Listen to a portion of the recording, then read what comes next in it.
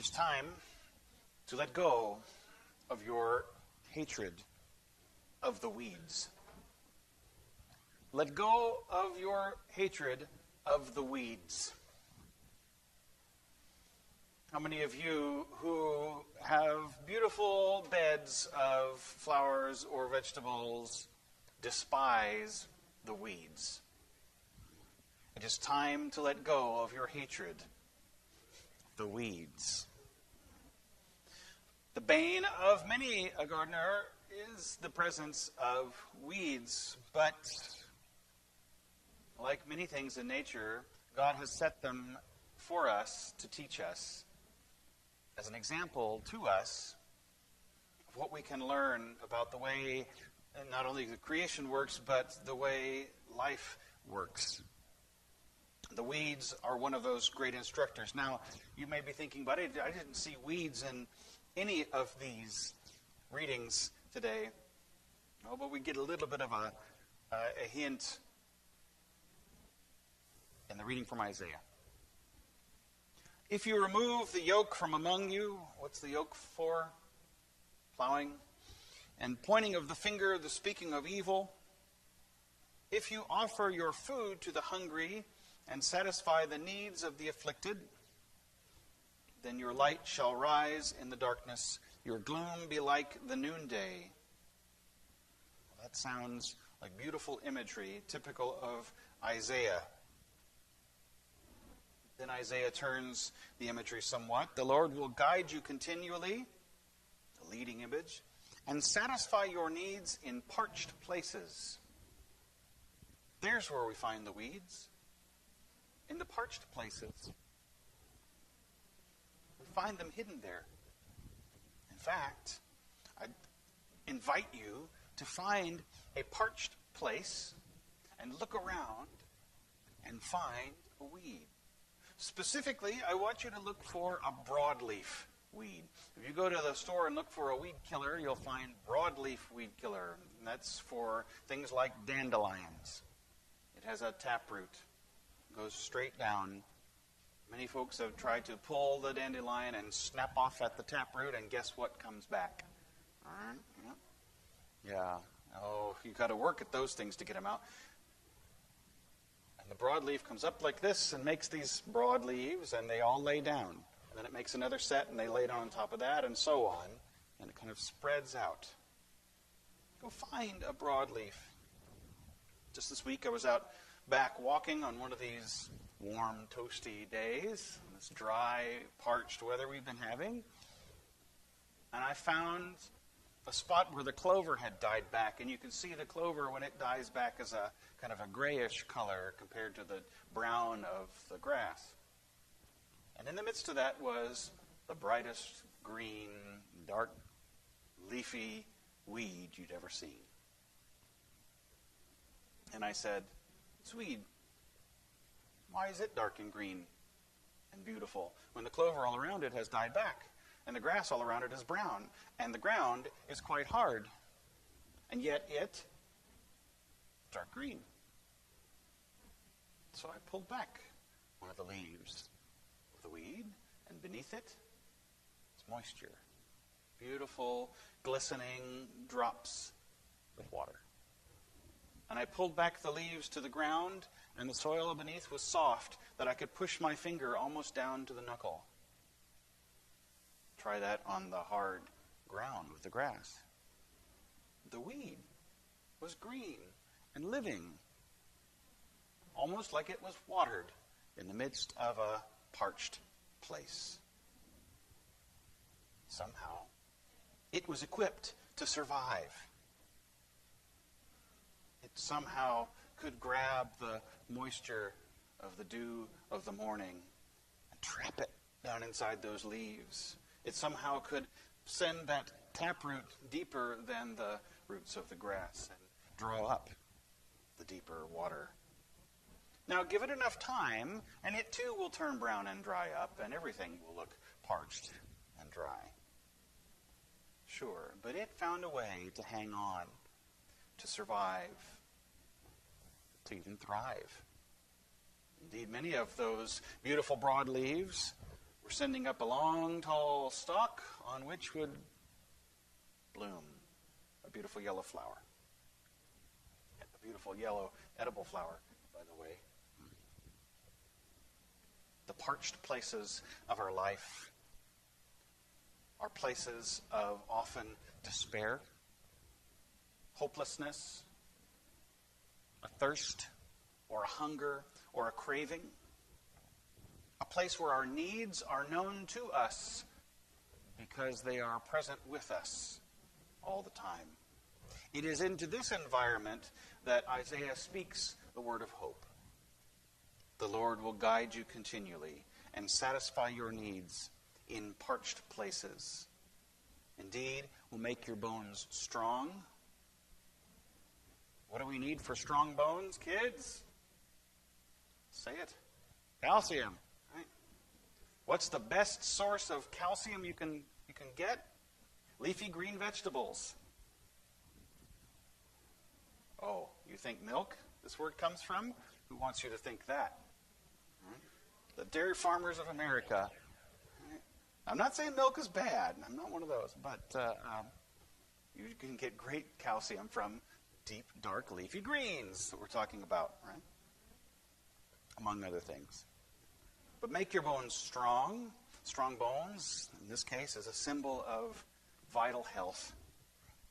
And you shall be like a watered garden, like a spring of water whose waters never fail.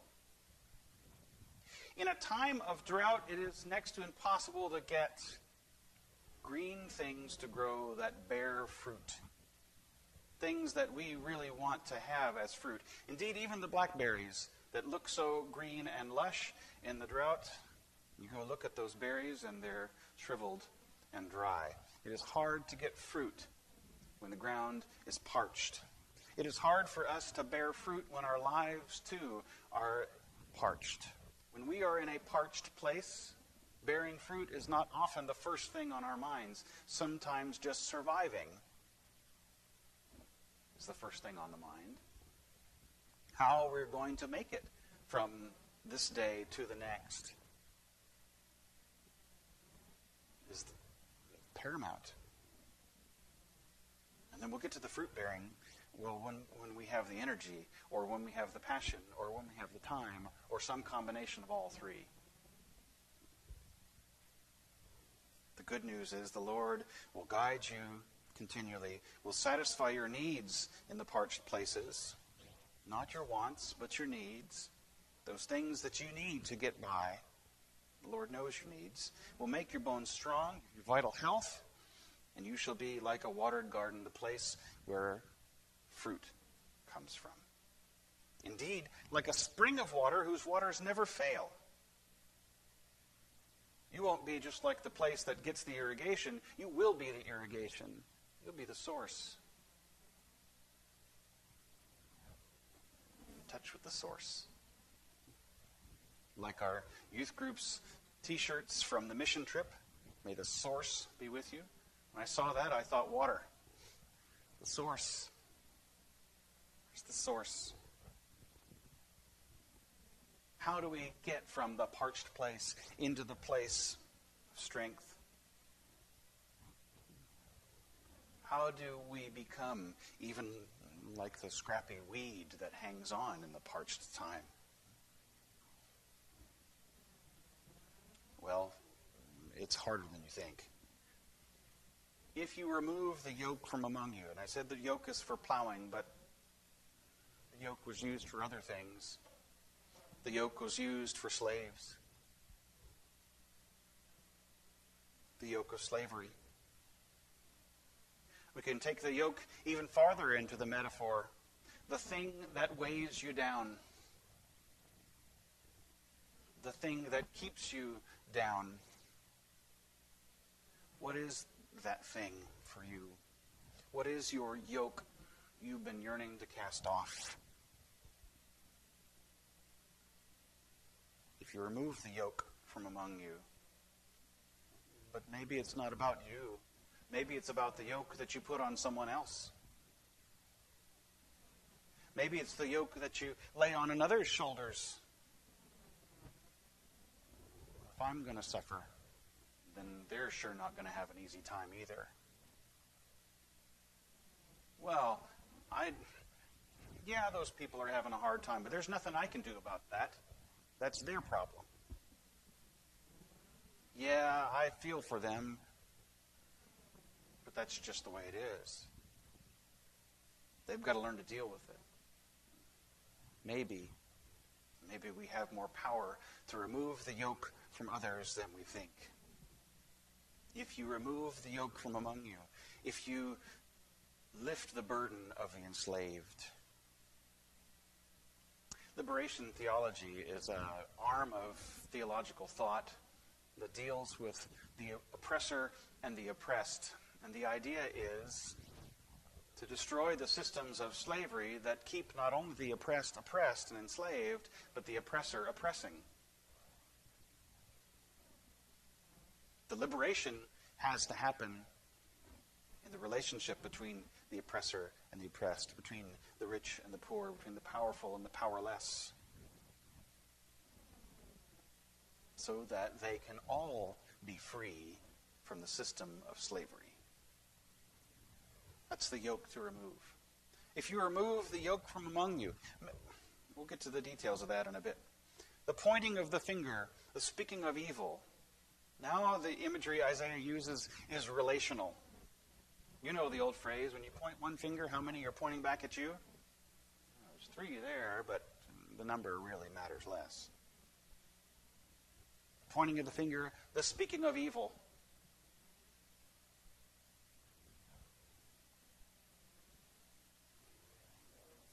You know the fourth monkey, don't you? If you offer food if you're not, look it up. If you offer your food to the hungry, well, that sounds like an easy one. Satisfy the needs of the afflicted. That sounds like work that is being done. Often in time of disaster, you'll hear me pray not only for those who are afflicted by the tragedy, but for the agencies that work to bring relief and hope to those who are afflicted by the tragedy. For it is in that relationship that healing occurs. If you do these things, then the Lord will guide you and satisfy your needs in parched places and so on.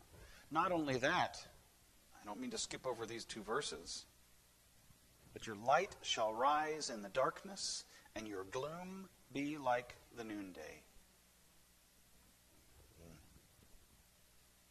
The moon a few nights ago really brought it to me with this imagery of a light rising in the darkness. But even that pales with the glory given to one who removes the yoke of slavery and oppression. The one who is known for the good work. Can you imagine a church, a congregation even, known for removing the yoke of slavery? Can you imagine a congregation, or maybe a cluster of congregations, maybe a regional church known for its work to reduce the speaking of evil? Known for saying good things about one another. Often one of the criticisms hurled at the Christian church today is that we are hypocrites. We say mean things to one another. We hold signs on either side of a protest line and we fight with one another.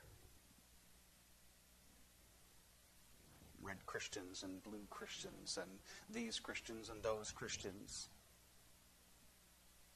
How often are we known for our division? And what if we were known for the food we offered to the hungry?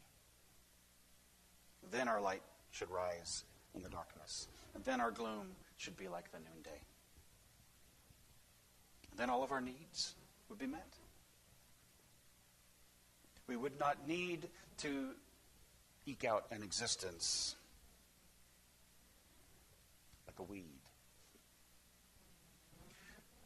we shouldn't hate the weeds. The weeds teach us. The weeds teach us about what it means to survive, yes. And they are part of God's creation. But God desires more for us than just the parched existence of a broadleaf dandelion on dry ground. No, as I said, even that will dry and desiccate and fail. Your ancient ruins shall be rebuilt. You shall raise up the foundations of many generations. You shall be called the repairer of the breach, the restorer of streets to live in. Wow. What accolades would be heaped on any church, on any Christian, on any disciple who could claim these on their resume. Literally, Christy and I have seen the streets restored. We saw the work of Care International in a community, in a neighborhood in Addis Ababa, Ethiopia, when we were there many years ago. Literally, they were repairing the streets. You know, we have our fond images of Rosie the Riveter. We're going to see more of those in the months to come. We saw Rosie the Stonebreaker, scrappy little woman holding a sledgehammer with a cloth tied around her hair, dark black skin glistening, sweat. She was breaking rocks better than any prisoner on a chain gang. She could swing that sledge and crack them. It was amazing to see. Not only her, but many. Care International is an agency that moves into a community to meet a need, and they do a food for work program that is very well structured. They ask that an able-bodied member of every household participate in the work of the program, that the need of the community be one that will take 3 to 6 months to complete, because that is the time needed for the nutrition they give to make a difference in the community. And the payment comes in wheat and oil, staple crops, calorie crops, that will improve the diet of those involved. So we watched as men and women and young men and old men and young women and old women all worked together. A truck had dumped boulders at the head of their street, and they were busy cracking them and breaking them. And as they broke them into sizable chunks, they would load them on a pallet, and 2 of them would carry, like a stretcher, these rocks, and they would dump them, and then someone at the other end would place them. And then further up the street, there was gravel. All of the chips that had been screened and sorted by hand were carried up in buckets and were dumped. And then from a pile of sand, all of the sand was gathered and taken up the hill and dumped until the road became a hard, packed surface. And further up the road, deeper into the community, we could see straw mats laid on the side of the road. And rather sad-looking vegetables, but still vegetables, laid on the mats as people sold them. They had grown from a field nearby. And our guide told us that up until this point, the street had been pretty much a sewer, had regularly run with human waste,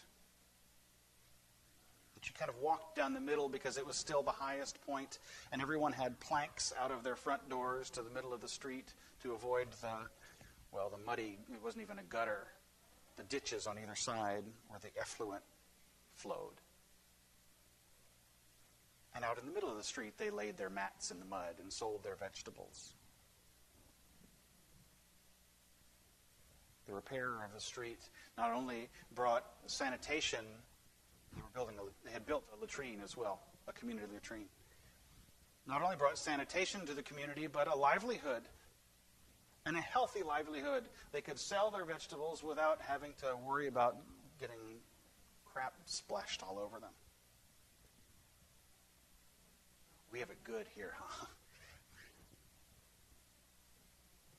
Your ancient ruins shall be rebuilt. You shall raise up the foundations of many generations. You shall be called the repairer of the breach. Literally, the restorer of streets to live in. How do we do this? Do we all go work with Care International? We could. No, all that God requires in this case is to refrain from trampling the Sabbath. What? Keep the Sabbath? Well, that seems like one of those commandments that you do when you have the time. No. If you refrain from trampling the Sabbath, from pursuing your own interests on God's holy day, if you call the Sabbath a delight, the holy day of the Lord honorable, if you honor it, not going your own ways, serving your own interests, pursuing your own affairs, then you shall take delight in the Lord, and more blessings shall be heaped upon. Now these things are the same. Removing the yoke, the pointing of the finger, the speaking of evil, offering food to the hungry, and so on, and the keeping of the Sabbath. You see, the Jews at the time, well, they began to get it wrong. For a while it seemed to work okay, but after a while it became ridiculous, the rules that you had to keep in order to keep the Sabbath. Why, even today in Israel, if you get in an elevator on the Sabbath, it will stop at every floor so that you don't have to push a button because you're doing work on the Sabbath. You see how ridiculous this has become? The Sabbath keeping. Jesus was in a synagogue on the Sabbath. And he was teaching. Oh, you're supposed to go listen to Christian teaching on the Sabbath. Good for you. Right? Gold star. Uh-oh. But here comes the woman who had been crippled. We know the story. He lays his hands on her. He heals her. But the leader of the synagogue kept saying to the crowd, they were all excited, and he kept trying to calm them down. No. 6 days, work ought to be done. This is the law. Come on those days and be cured, and not on the Sabbath. This is not a walk-in clinic. This is a synagogue. If you need cough medicine, you go on Saturday and you get it before sundown. No, don't do this healing on the Sabbath. But Jesus restores the Sabbath. Reconnects the good works of healing, of removing the yoke. Literally removing this woman's yoke that she has borne for 18 years. Removing the yoke with honoring the Sabbath. With keeping the Sabbath. Oh, we say Sabbath rest. I say Sabbath work. God's work. Our hands. That's a great slogan. That's work we can do on the Sabbath. Oh, well, you're not supposed to work on the Sabbath. Luke 13. Depends on the work you're doing. If you offer food to the hungry and satisfy the needs of the afflicted. Oh, but there's 6 days for that. Can't we do that on those 6 days and not on the seventh? The seventh is our family day. That's often the excuse I hear for why people don't go to church. Well, that's the only day I have with my family. Then you're working too much. God calls us to one day out of the week to do some good. Now, I'm not going to stand here and say that I've got it all perfect and am the model of this Sabbath keeping. I still have some work to do on that myself. And yeah, sometimes it is our family day. Keeping the family is a good thing, too. Don't get me wrong. But let me challenge you that God calls us to think differently about the Sabbath as an opportunity for work. And so today I'm going to give you a chance to be Sabbath keepers. Jennifer, how many tomato plants did we plant out there? Yeah. Something 27? Too many. The harvest is ready, but the laborers are few. There are plastic containers in the kitchen that we get little fruits and veggies in, and there are loads of orange tomatoes out there. If you so desire, go have coffee and a cookie, then come down and grab a plastic container out of the kitchen. Wander out into the garden and fill it with orange tomatoes. Bring it back and stick it in the fridge. Tomorrow, someone will take it down to Spanaway for the food. If you offer your food to the hungry, fine. We can do that. You don't have to. I don't want to make anyone feel obligated. Service should be your gift and your volunteer. But we can do these things. Our idea of Sabbath can be so much more than just sitting around and resting. It can be the work to which God calls us, so that we shall be like that water garden. We shall be like that spring of water whose waters never fail. I know a spring of water whose waters never fail, and his name is Jesus. He is the wellspring of life, the very water of life. And if we seek out him, the work to which he calls us, yes, even on the Sabbath, we shall never thirst. Amen.